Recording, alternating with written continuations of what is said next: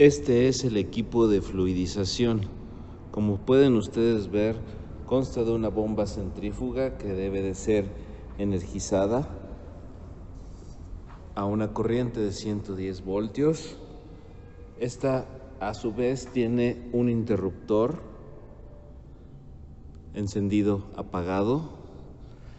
En la descarga de nuestra bomba centrífuga tenemos dos válvulas de diafragma y después de ellas, para cada línea, un rotámetro, en este caso uno de capacidad de 4.200 litros por hora y otro de 420 litros por hora, para que la suma de ambos caudales sea el caudal total que pasa a través de esta línea, si es el caso, para sacar el fluido por la parte de arriba y llegar por las mangueras para depositarse de nuevo en nuestro tanque de alimentación, para poder manipular la cantidad de agua o la línea que nosotros vamos a utilizar para que esa cantidad de agua medida con las válvulas y los rotámetros. Utilizaremos las válvulas de paso para poder generar la fluidización en las columnas deseadas. Las tres válvulas para las tres columnas al inicio deberían de estar abiertas para evitar un sobreflujo sobre algunas, y esto causa el arrastre de las partículas.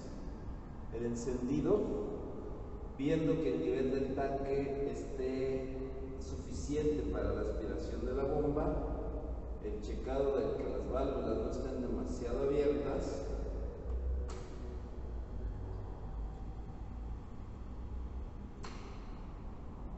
y bueno,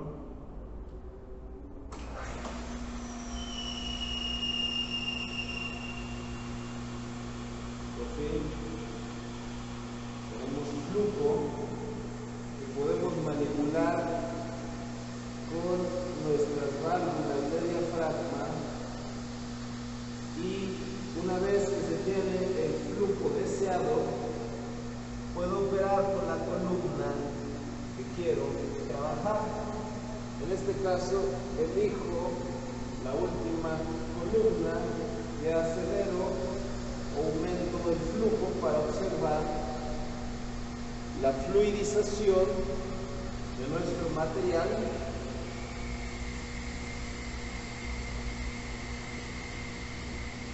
Con estas mangueras que tenemos en esta toma al final de la columna y al inicio de la columna, están a su vez conectadas a estas dos mangueras llenas con columnas de agua, yo puedo observar, en este caso, la caída de presión ocasionada por el flujo del agua a través de este relleno fluidizado. Se registra la caída de presión del flujo a través del lecho y se contrasta con la altura misma del lecho y el caudal. Esta información puede ser utilizada para modelados matemáticos de lechos fluidizados, por ejemplo en reactores catalíticos o resinas de intercambio iónico. Se debe medir la altura lo más precisamente posible. Se debe de utilizar un flexómetro si es necesario, y las caídas de presión, como lo mencioné, se medirán mediante la diferencia de alturas en los meniscos de nuestro equipo. Aquí vemos un menisco, el otro menisco no es visible. Para poder corregir esto, lo único que hice fue bajar el caudal, y aquí sí observamos que hay una diferencia, hay una caída de presión. Aquí tenemos 89 y aquí tenemos 68, entonces la diferencia sería 89 menos 68 centímetros, en este caso de agua. Registramos el caudal, lo regulamos las veces que sea necesario, contrastamos la altura del lecho y revisamos la caída de presión. Además, iremos aumentando el caudal para observar en qué momento ocurre la fluidización, y esos valores serán muy representativos en la gráfica que obtendremos. A continuación describiremos muy brevemente la teoría relacionada. Hay que mencionar que hay muchos modelos para poder hacer la representación de estos datos. Aquí solamente abordaremos una perspectiva.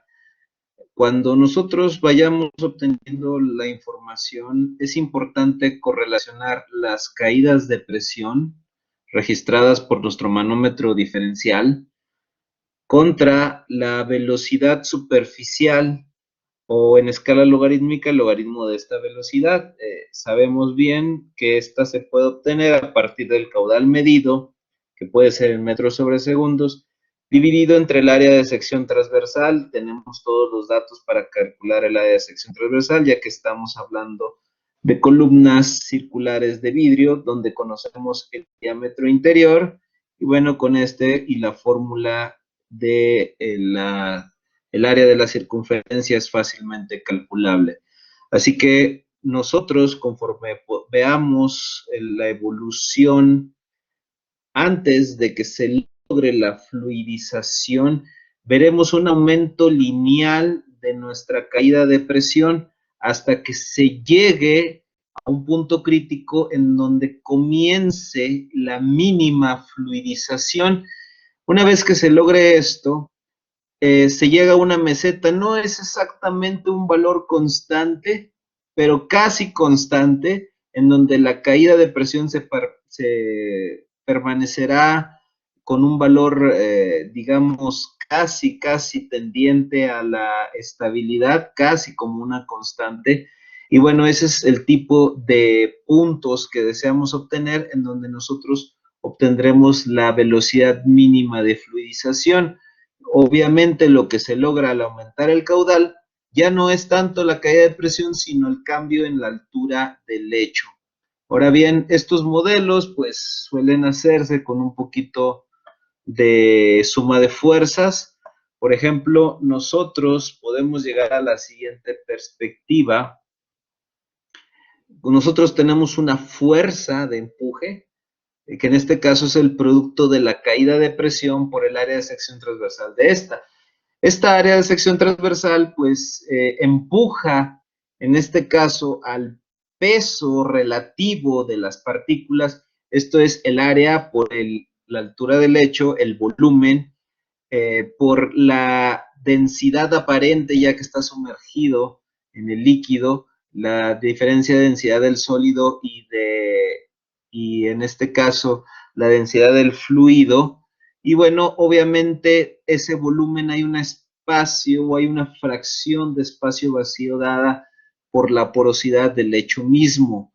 Entonces, esta suma de fuerzas en la mínima fluidización se llegan a igualar. Esto se puede reescribir para correlacionar a dos variables importantes, la caída de presión y la altura del lecho, con la porosidad del mismo. También hay reportadas, por ejemplo, por el doctor Ergun, ha reportado la caída de presión por la fricción y la viscosidad, correlacionando el tamaño de partículas, viscosidad del fluido, porosidad del lecho y obviamente esfericidad del mismo, y ha obtenido ecuaciones que hasta nuestros días siguen siendo canon para poder correlacionar estos datos. Y bueno, combinando ambas ecuaciones se ha llegado a la ecuación de Ergun y Coseni, que reitero, son aproximaciones bastante atinadas. Sin embargo, para cada caso en específico debe haber unas determinadas correcciones. Sabiendo que diferentes grupos son números adimensionales como el número de Reynolds y el número de Arquímedes, esto puede reescribirse de manera sencilla a este tipo de ecuaciones, agruparse los valores donde K1 y K2 para Ergun y Coseni son estos valores, están en función de la porosidad, la fracción de espacios vacíos, pero lo recomendable es pues ir a cada uno de los casos particulares. Hay diferentes correlaciones, diferentes valores reportados por diferentes investigadores. Lo que se recomienda en casos específicos es hacer pruebas, sacar la propia gráfica y obtener estas constantes que, como se puede observar, no es demasiado difícil. Una vez que se tienen los valores mínimos de fluidización, se tienen las porosidades, se tienen los diámetros de partículas y las viscosidades de los fluidos involucrados o del fluido involucrado, se puede obtener fácilmente con una correlación lineal. Si nosotros graficamos, como se puede ver, el número de Arquímedes, que puede ser en el eje de las X contra una regresión de segundo orden, una regresión polinómica de segundo orden, podemos observar que la correlación me va a dar los factores K1 y K2. Eso es precisamente lo que se hace en este tipo de prácticas para que el estudiante pueda ver los ajustes necesarios que se tienen que hacer para diferentes caudales, para diferentes regímenes de flujo, como es el régimen laminar, el de transición y el turbulento. En general, el alcance de este tipo de prácticas. Hay otro tipo de correlaciones que son más atinadas incluso para sistemas de fluidización sólido-gas, que son más habituales en la industria. Y bueno, pues es parte de lo que se ve en este fenómeno fluidización sólido-líquido.